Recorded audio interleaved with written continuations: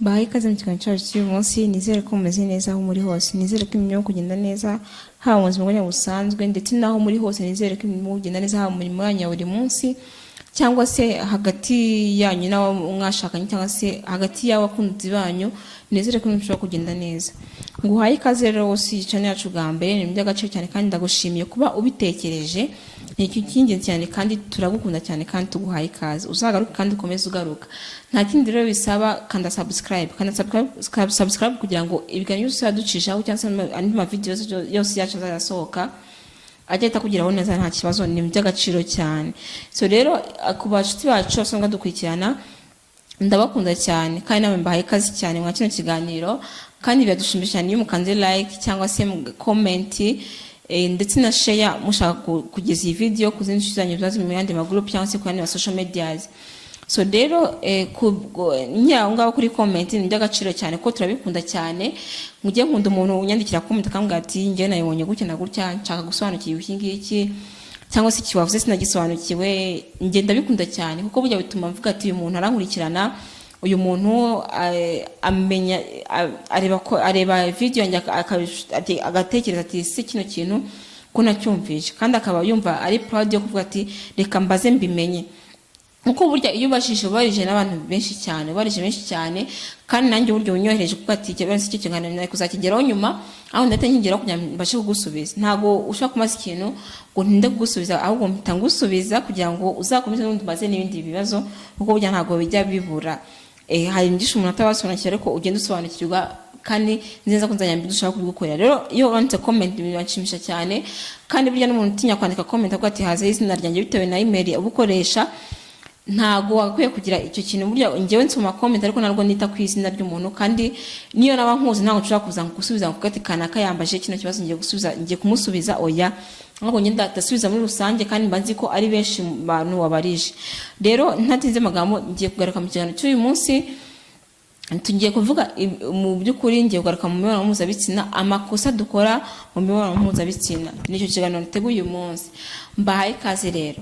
Imibonano mpuzabitsina rero ni ikintu tugomba kwitondera, ni ikintu cy'ingenzi cyane mu mibanire y'abantu, haba abantu bayikora batarashakanye, tutirangije kubibaho cyane, ndetse n'abantu bashakanye. Imibonano mpuzabitsina nicyo kintu cya mbere gihuza abantu, kuko urugero akenshi ndakubabwira ati ushobora kuba uri umugore wambara neza, uzi kwita ku bana, kandi ufite n'isuku, mbese ahantu hose bimeze neza. Ariko mu gihe mu mibonano mpuzabitsina byapfuye, mu gihe wayikoze nabi umugabo wayikoranye nabi umugabo wawe ashobora no kukwibagirwa cyangwa se akaba yaguca inyuma, bitewe nuko wa wundi nta kindi kintu akurusha yagiye gushaka, nta kindi kintu cyera barashaka kumukuraho, ariko mu by'ukuri ariko akurusha byonyine kuba amukorera neza mu buriri, ashobora kuba mu mibonano mpuzabitsina. Nawe uri umugabo ushobora kuba ufite umugore ariko utamukorera neza ibintu, ariko yaguca inyuma rimwe gusa bikaba birarangiye yagendaniye ko akajya agaruka, kuko yego mufitanye abana, ariko mu by'ukuri mu mutima atari uwawe, afite undi muntu atekereza muri icyo gikorwa. Rero iki gikorwa ni ikintu cyo kwitondera, kandi ni ikintu cy'ingenzi cyane nk'uko twakomeje kubivuga kandi tuzakomeza kubivuga. Ni ikintu buri wese agomba kwitaho kandi akumva ko kimureba, kandi niba tuvuga urugero ufite umuntu bakora mu mpuzabitsina, ugomba kumva ko ugomba kumugeza ku byishimo byiwe. Niba ushaka ko abo wawe wenyine, niba ushaka ko ibintu byo kugenda neza mukorere neza wenyine. Rero hari amakosa menshi dunya dukora, ntatinya kuvuga ko ashobora kwatugeza ku rupfu, akugeza ku rupfu bitewe n'imibonano mpuzabitsina.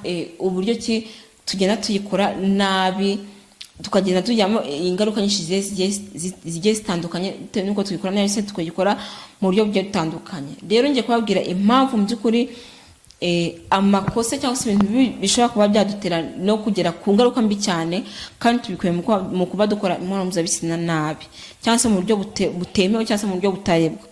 Ikintu cya mbere nakubwira rero ni uguca inyuma uwo mwashakanye, cyangwa se guca inyuma uwo mukorana mpuzabitsina. Buriya guca inyuma umuntu ni ikintu gikomeye cyane, ni umwanzuro yego ufata bitewe n'impamvu zigiye zitandukanye, ariko ni umwanzuro mubi cyane ushobora gutuma ugera ku ngaruka mbi cyane nyinshi zigiye zitandukanye.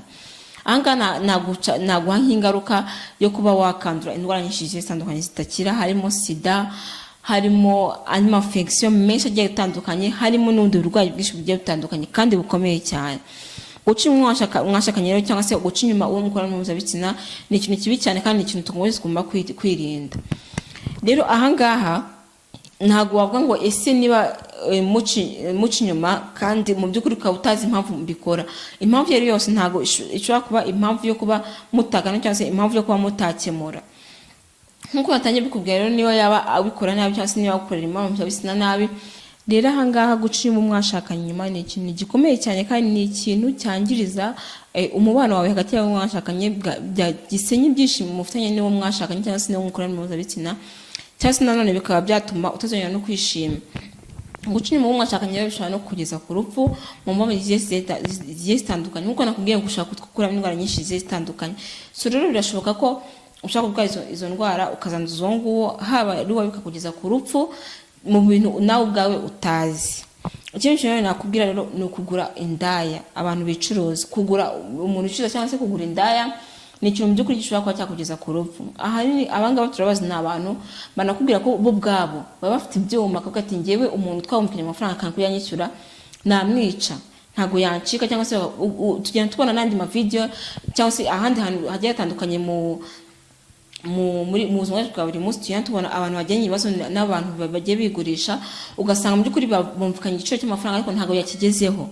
Ugasanga hari ibintu byinshi atari kumvikana, ugasanga yagize ingaruka nyinshi zigiye zitandukanye. Ahangaha rero harimo n'urupfu. Kugura rero abantu bigusha kugura indaya ntabwo ari ikintu cyiza cyane kandi ni ikintu ugomba kwirinda. Niba urugero ufite n'umuntu, tuvuga urugero kuba wakunda umugore wawe ariko mu buzima guteye ariyo kamere yawe, kuba wamukunda wenyine byanze, shaka undi muntu wo hanze ariko utavuga ngo ugiye kugura indaya buri munsi zazigina zitega. Shaka undi muntu mwayikorana ko nanone bifite biciye mu kinyabupfura, ari wa muntu wawe nyine uhoraho, atari kwa nduvuga ngo ushatse abakobwa ngo 3 4 oya, kandi ufite n'umugore cyangwa se ufite n'undi muntu ukora mpuzabitsina, ntabwo ari byiza cyane. Cyane nakubwira no kunywa imiti, ya miti abahungu banywa cyangwa se sinagabo cyose kugira ngo bashake akabariro. Ahangaha bikaba biterwa ahanini nuko abashobora kuba yarihibira ko ati ngewe mu gihe cy'imibonano mpuzabitsina ntago umukunzi wanjye mukorera ngo mugeze ku ndunduro, ntago mbikora neza. Cyangwa se nanone ahangaha bishobora kuba biterwa n'igitsina cyawe ukuntu kimeze, warihebye wumva warihebye cyangwa se wumva ntago kikunyuze, ntago wumva ko gishaka gukora akazi koze, rero ugafata umwanzuro wo kuba wafata kujya kunywa imiti. Ahangaha rero iyi miti ni ikintu cyica cyane kuko ni ikintu kikuzamura ubushake ku rwego rwo hejuru, ukumva mu by'ukuri ugomba gukora imibonano mpuzabitsina byanze bikunze. Ahangaha rero nababwira nk'agakuru kamwe, kuko hari umukobwa wigeze kubwira umuhungu ari ujya kumusura. Umuhungu aravuga ati umukobwa rero uko bisa kose ugomba kumukorera imibonano mpuzabitsina kandi akumva ko ari njye muntu wa mbere wayimukoreye neza, akumva ko ari njye muntu uzaba umugabo we, akumva ko ari njye muntu wamugejeje ku ndunduro. Kuko uyu muhungu yari azi ko mu by'ukuri muri we adashobora kuba yakora imibonano mpuzabitsina neza, akumva ko niba agiye kugikora ari bunywe imiti kugira ngo abashe kuba yagikora neza. Arayinywa bapanze gahunda kuza kumusura, ayinywa mbere, kuko akenshi imiti abantu benshi bakunda kuyinywa mbere kuko nta mukobwa wakwemera ko uri buyinywa kureba. Umuhungu yarayinyweye, rero icyakurikiyeho hashize iminota 30 umukobwa aramubwiye ati ngewe rero ntago ndi buze kuza kukureba, ntago ndi buze kuza kugusura, byanditse mfite izindi gahunda. Kandi uwo musore mu by'ukuri yamaze kunywa iyo miti. Urumva rero ni ibintu mu mubiri byari yamaze kwiromarikamo ko ari bukuru imibonano mpuzabitsina kandi ku rwego rwo hejuru, biburimo cyane, afite ubushake bukomeye. Uyu muhungu rero nta kintu cyamubayeho. Uyu muhungu yaratatse cyane, araribwa n'umubiri ku rwego ruhambaye, kugeza ubwo mama we yaramubonye mvaga inda karamisha avuga ati deka uyu muntu mbashe kujya njye kumugurira indaya. Agira abwira indaya ati ngewe muze uyu muhungu wanjye bimeze gutya na gutya ngo imiti, none umukobwa yabari gukora imibonano mpuzabitsina yamubuze. Ati nta kundi kuntu byagenda, mwige muze ndabishyira amafaranga yose mushaka, ariko umuhungu wanjye mukore imibonano mpuzabitsina nawe. Umuhungu yari kuriga ku rwego rwo hejuru, ku rwego ruhambaye cyane, kuko yari yabuze uburyo ki yakora imibonano mpuzabitsina, yari yabuze umuntu wayikorana. N'abantu bigurisha rero nabo urabizi, nabo ni abantu, nubwo bakora akazi ariko ni abantu. Nabo bamaze kumva ko umuhungu yanyweye iyo miti, ntago dushobora kujya kuryamana n'umuntu wanyweye iyo miti, ntago twapfa hejuru y'amafaranga dushobora gukorera ku bantu benshi bagiye batandukanye ariko tukayabona. Nyina w'umuhungu yabuze ukuntu abigenza, kuko nta muntu wemeye kuryamana n'uwo muhungu kuko bari bamaze kumenya ko bose yanyweye imiti. Iyo miti rero, iyo miti ni ikintu nanone kibi cyane, ni ikintu gishobora kuba cyakugeza ku rupfu rukabije. Uwo muhungu rero nta kundi byaje kurangira apfuye, nta wundi muntu yakora akora imibonano mpuzabitsina nawe. Rero urumva imiti ni ikintu nanone, hatari urwo rugero, ni ikintu nanone kibi cyane gishobora kugereza ku rupfu bitewe n'uko wagiye bikora nabi. Imiti rero mujye muyirinda, mujye mukoresha ibindi buryo bushoboke bwo kwishyiramo umutwe ko mubishoboye, bwo gutegurana neza kandi mutabashije gukoresha iyi miti yindi igiye itandukanye. Cyinshi nawe nakubwira rero cyo cyanyuma, burya inzoga nyinshi cyane cyangwa se indi bishinge bitera ibiyobyabwenge ni ibintu none bishobora gutuma umuntu bimukugeza ku rupfu. Ati gute? Ibi nabyo byerekanye n'ibingibi. Burya ibingibi inzoga nyinshi n'ibindi byose ibintu yitera, abantu babikoresha mu buryo bwo kugira ngo yumve ko ameze neza kandi yumve ko agiye muri mood kandi yumve ko hari umuntu ashaka.